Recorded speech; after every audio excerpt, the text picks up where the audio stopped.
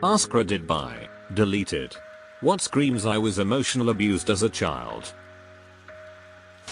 Noticing every little behavioral change or any change in the pitch of somebody's voice. I also feel a constant sense of walking on eggshells around everybody. This too. Being all things to everyone. Chameleon syndrome. Because adapting to sudden mood changes and being liked was necessary for survival. Not being able to have boundaries. Not being able to accept help. Anticipating why people are mad at you even when they haven't communicated they're mad. I sometimes become convinced that someone is mad at me even if I haven't spoken to them or all of our interactions have been benign. I like to sit and pick apart every interaction and conversation to try and figure out where I could have gone wrong. Such a fun hobby. Being afraid to speak up about your interests out of fear of the other person judging and making fun of said interest as they don't like the same thing. My dad did this to me since I was 3. And he now wonders why I don't tell him anything. I have the exact same problem with my father. Hyper-independency. You have to become everything for yourself when you don't have someone to lean on. I read this somewhere recently and it hit me so hard. All the times I thought I was learning to be independent, I was actually just learning to live without something I needed. Edit. You're all doing so great. Not being able to tell how you feel or what you want because you learned that these things don't matter. This one for sure. Before I went no contact, I remember one time when my mom was once again telling me what a great mother she was, and she said, "We might not have had much, but you girls wanted for nothing." In a rare moment of assertiveness, I said, "What? We did without so many important things." Her entire rationale was that I didn't ask for anything. Well, by the age of 7, I had learned that the answer was always no, so I stopped asking. Then you grow up, and people are like, you have to ask for what you want in relationships for years. I was like, there is no possible way that works. Turns out it works just fine when the person you're asking considers you to also be a person. Apologizing at every little thing when they didn't even do anything wrong. Becoming distant or suddenly quiet and retreating around certain topics or when someone raises their voice. Overall having a long history from a young age of low self-esteem or self-worth, and not wanting to do specific and super minor things, or inversely, not wanting to forget about small minor things that aren't that big of a deal for fear of getting yelled at. Just a few that can be very obvious signs to me since I myself have a few of these same issues. Hey I don't like how many of these things I do.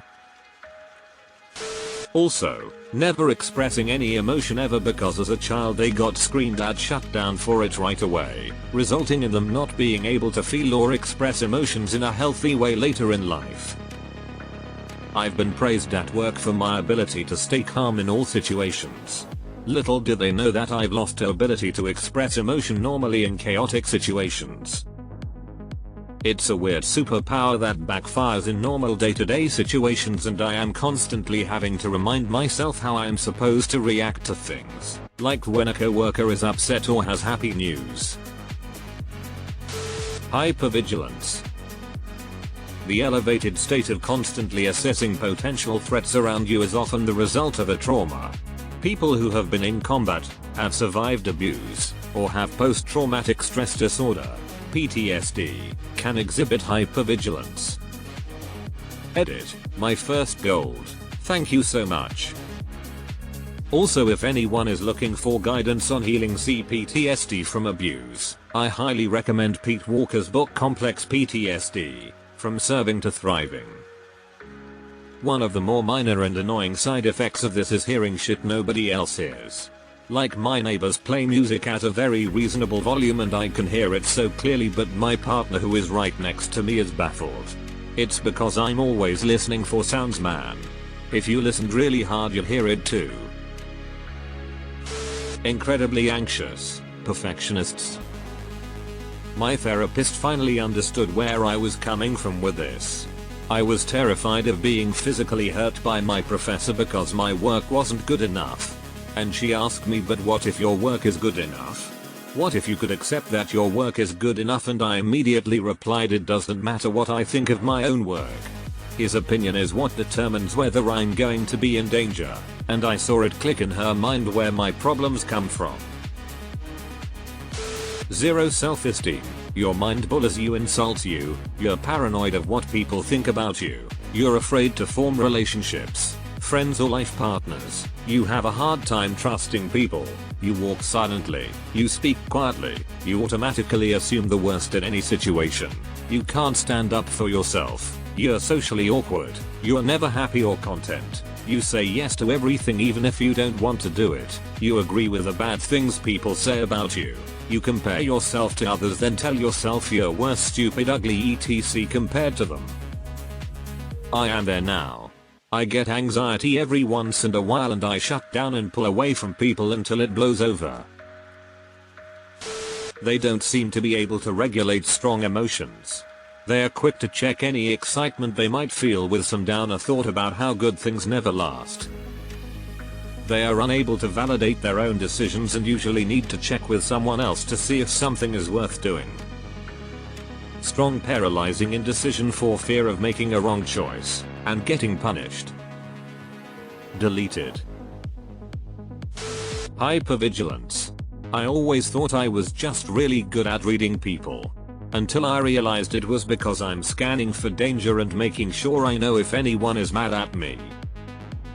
Oof. Reminds me of a post that nailed me to a wall in high school. Something like, you're not an empath, you grew up in an unstable household. It's not a quirk, it's a survival trait. Assuming every person who's acting like they care about them will eventually betray them. And X200B. Wow, thanks for the awards. Obligatory IWAS and XPCT hat lol. I hope everyone reading this is actively looking for help trying to become someone they can trust. I wish you all the best. My abusive dad's ex-girlfriend hated my mom and acted like a second mom to me for years and buttered me up. Then the literal day I turned 18 she had me write a false report about my mom being a bad mom towards my little sister. That could have gotten her removed from the home. I realized the day after that I had made a mistake and that I was manipulated for years and that she didn't actually love me. Both of my actual parents are abusive in their own ways, but damn, it hurt coming from someone who I thought was on my side. Can't take compliments. Deflects positive comments. Taking compliments is fucking hard. Especially when it's in a group setting. Awkward smile all the way. And I was not abused. Self-critical perfectionism and the idea that if you aren't good at everything then what good are you for?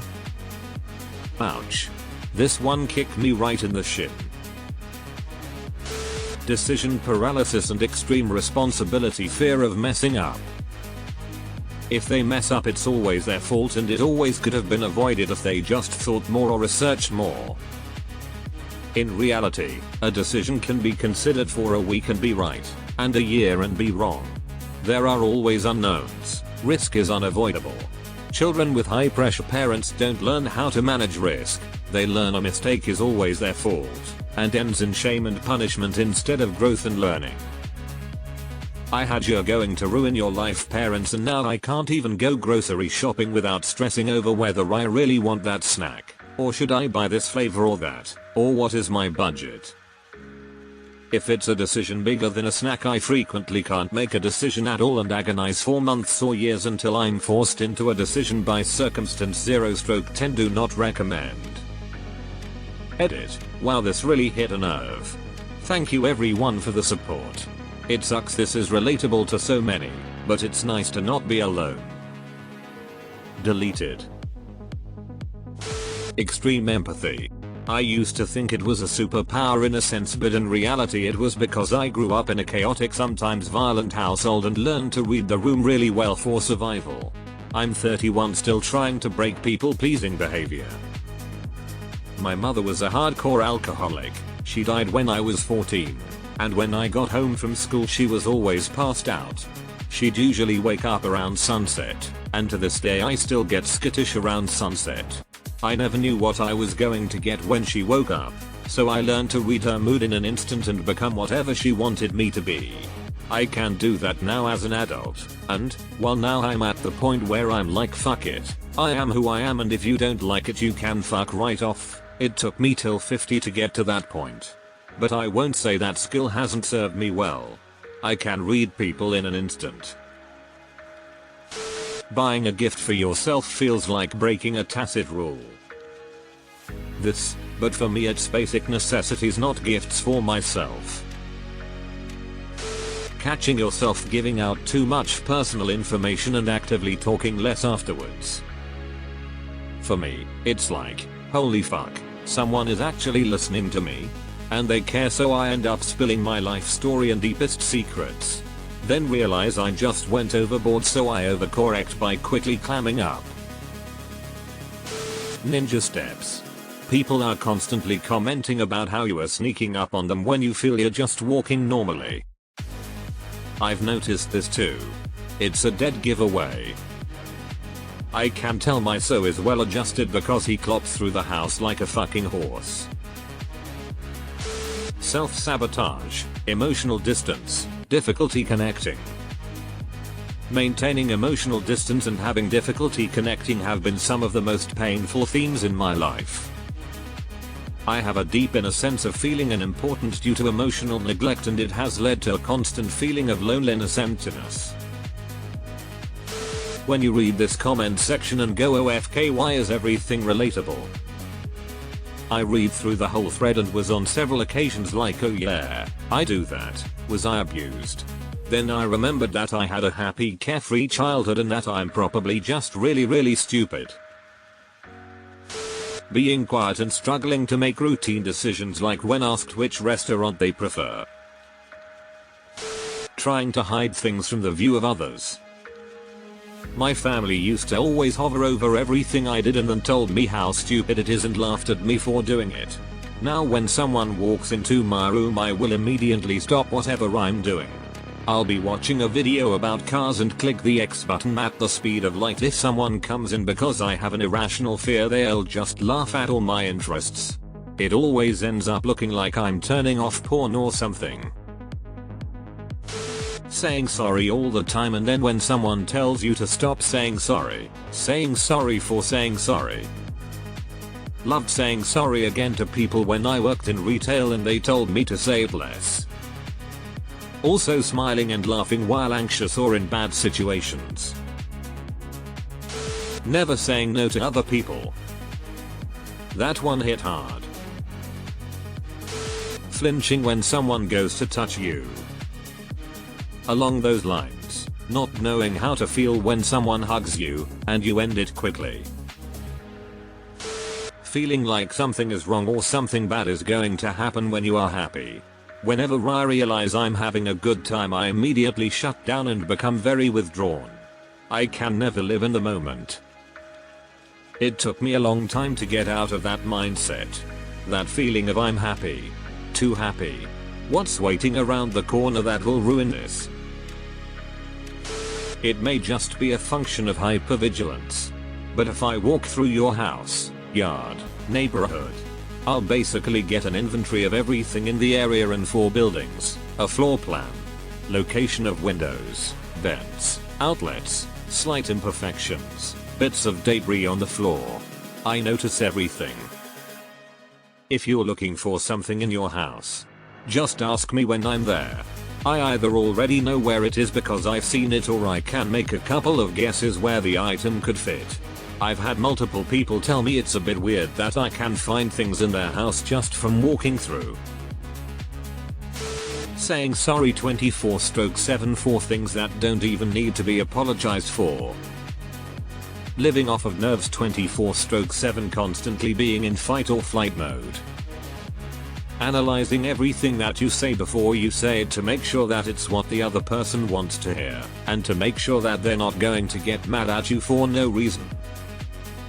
Low self-esteem. Going into instant panic mode when someone shouts or raises their voice, even if they're not shouting or raising their voice at you. Never saying no to prevent backlash. Always believing that you're the problem even when you're not.